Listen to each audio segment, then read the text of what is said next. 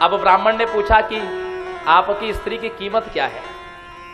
महाराज हरिश्चंद्र कहते हैं, शास्त्र कहता है द्वात्रिंश लक्षणोपेताम दक्षाशील गुणान्विता कोटि मौल्य सुवर्णस्य स्त्रियः पुंसो तथार्बुदम। जो 32 लक्षणों से युक्त स्त्री हो, दक्षाशील गुणान्विता, जो गृह कार्य में दक्ष हो और शील से युक्त हो, सदाचारी हो, तो बोले कोटि मौल्य सुवर्णस्य, उसका कीमत होती है 1 करोड़ स्वर्ण मुद्रा। तो बोले महाराज 1 करोड़ स्वर्ण मुद्रा शास्त्र कहता है, आप मुझे 1 करोड़ स्वर्ण मुद्रा दे दीजिए। अच्छा, विप्र ने कितनी की याचना की है? बोले 11 करोड़ की। 1 करोड़ स्वर्ण मुद्रा दे दी। मां को घसीटने लगा ब्राह्मण केश पकड़ करके। हरिश्चंद्र को आश्चर्य हुआ कि ये मेरी भार्या को केश पकड़ के खींच रहा है ब्राह्मण, लेकिन अब तो अपनी भार्या को बेच चुके थे। महाराज हरिश्चंद्र कुछ कह नहीं सकते थे। और इधर छोटा सा रोहित अपनी मां के आंचल पकड़ के, पैर पकड़ के, मां मैं भी तुम्हारे साथ चलूंगा, मां मैं तुम्हारे बिना जीवित नहीं रह सकता मां। बालक रोने लगा, उसको देख करके शैब्या रो रही है और हरिश्चंद्र अपने पुत्र परिवार की दशा देख करके हरिश्चंद्र रो रहे हैं। हरिश्चंद्र ने विप्र से कहा कि हे विप्र, ठहरिए ठहरिए, ये बालक अपनी मां के बगैर नहीं रह सकता, आप इसको भी खरीद लीजिए। बोले इसकी क्या कीमत है? तो बोले वही द्वात्रिंश लक्षणोपेताम रूप दक्षाशील गुणान्विता कोटि वर्ण सुवर्णस्य स्त्रिया पुंसो सथार्बुदम। और यदि इतने ही लक्षणों से युक्त यदि पुरुष हो तो उसकी कीमत 10 करोड़ स्वर्ण मुद्राएं हैं। महाराज इसके चरण देखिए, इसके पैर मोटे मोटे हैं, इसके पैरों की उंगलियां छोटी छोटी हैं, इसके चरण चिन्ह में देखिए चक्र है, अंकुश है, ध्वजा है, जौ का चिन्ह है, धनुष का चिन्ह है, अर्थात ये चक्रवर्ती सम्राट है। इसके लक्षण चक्रवर्ती सम्राट के हैं, इसकी कोई कीमत हो ही नहीं सकती पहली बात तो, क्योंकि ये चक्रवर्ती सम्राट जो है ये नारायण का अंश माना गया है। इसकी कीमत तो कम से कम 10 करोड़ स्वर्ण मुद्राएं होनी चाहिए।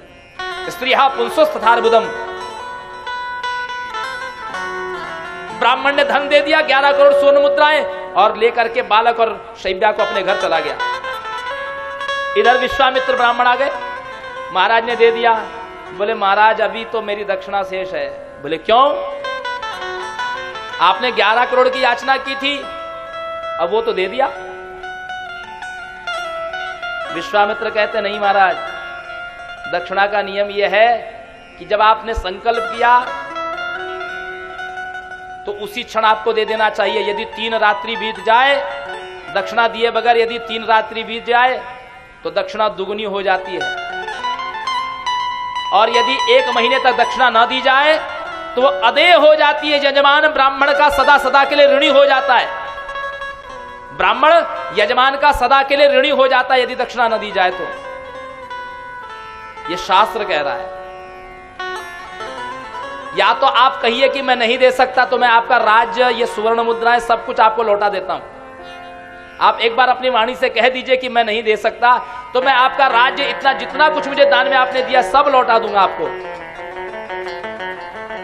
हरिश्चंद्र ने कहा मैं ऐसा कर ही नहीं सकता, मेरा राजसूय यज्ञ का फल नष्ट हो जाएगा, आप मुझे अवकाश दीजिए। उसी समय एक वहां से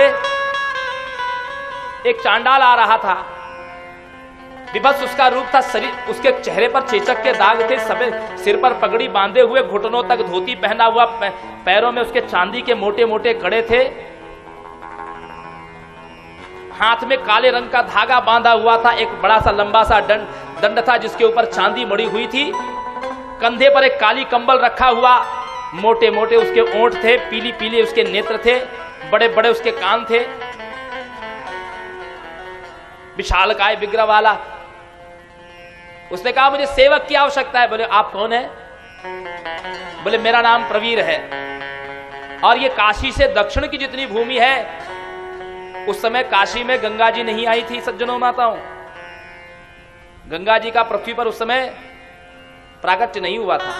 बोले काशी से दक्षिण की जितनी भूमि है उसका मैं अधिकारी हूं, आधिपत्य, और मुझे एक सेवक की आवश्यकता है स्मशान के कार्य के लिए।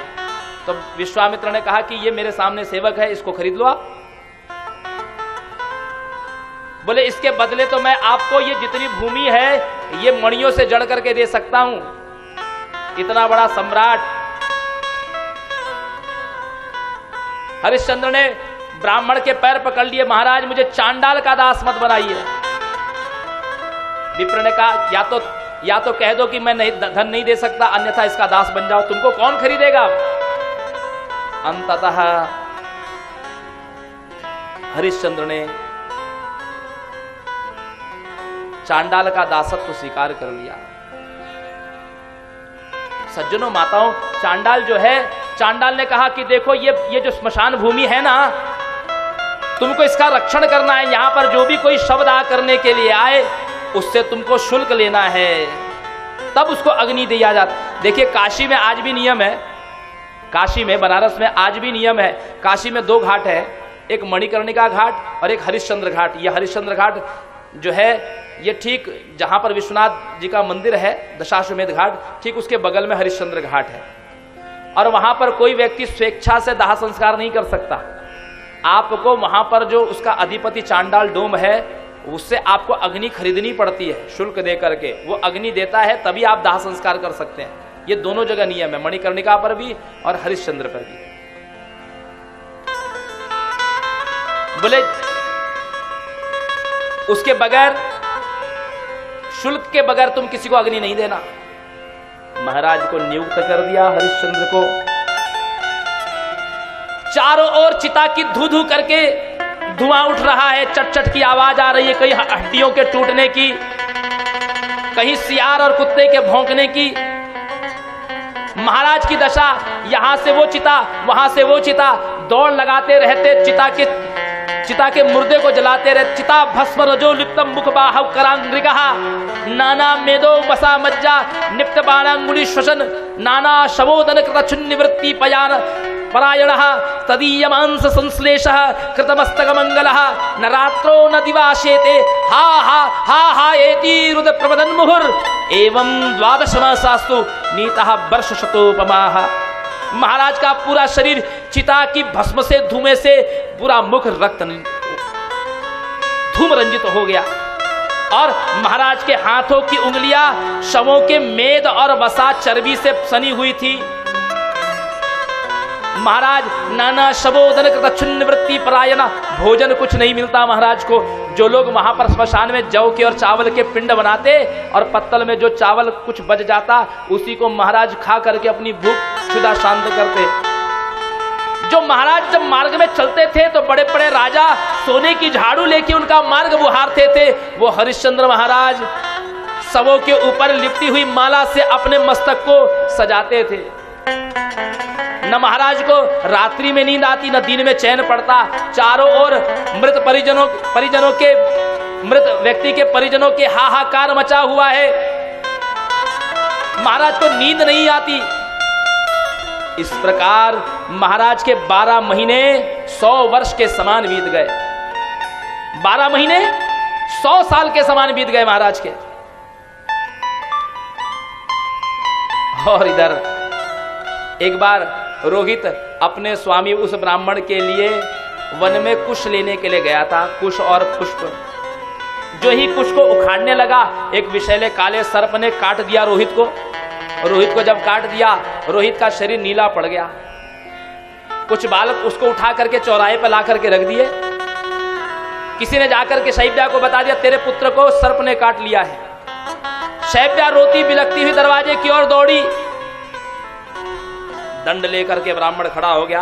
अरे अभागन, सायंकाल सूर्यास्त की बेला है और तू रुदन कर रही है, मेरे घर में अशगुन कर रही है। हे नाथ, हे स्वामी, मेरे पुत्र को सर्प ने काट लिया, मुझे जाने दीजिए उसके पास। और ये काम कौन करेगा? ये जूठे बर्तन और घर की सफाई कौन तेरा बाप करेगा? हे नाथ, ऐसा मत कहिए, पहले ये काम करो फिर जाके पुत्र का शोक मनाना। जैसे तैसे शैब्या ने सारे बर्तन धोए और जैसे तैसे पूरी घर की सफाई की। सायंकाल की बेला, रात्रि आरंभ हो गई। चौराहे पर गई, कुत्ते भौंक रहे थे, सन्नाटा छाया हुआ था। एक प्रहरी घूम रहा था। प्रहरी ने देखा कि एक स्त्री चौराहे पर एक बालक को लेकर के रुदन कर रही है। प्रहरी ने और 2-3 नगरपालों को बुलाया और कहा, देखो लगता है कोई डायन चुड़ैल है, किसी का बच्चा उठा करके लाई है और उसको खाना चाहती है चौराहे पर।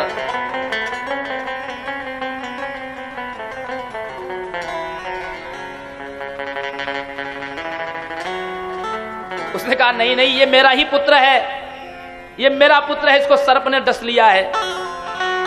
उसी समय प्रवीर आ गया। प्रवीर ने कहा, हाँ हाँ हाँ, मैं इसको जानता हूं, ये डायन है, ये इसको मैंने श्मशान में देखा है कभी, ये जरूर किसी बालकों की हत्या करने वाली है। तो प्रहरियों ने कहा, तो इसको दंड क्यों नहीं देते? बोले, अभी इसको दंड देता हूं। हरिश्चंद्र को बुलाया और कहा, अभी खड़क से इस स्त्री का शीश काट दो। हरिश्चंद्र ने कहा कि हे स्वामी, आप कहिए तो मैं अभी देवराज इंद्र को युद्ध में परास्त कर दूं, आपके लिए, आपके चरणों में झुका दूं, लेकिन किसी स्त्री का वध करने के लिए मुझसे मत कहिए।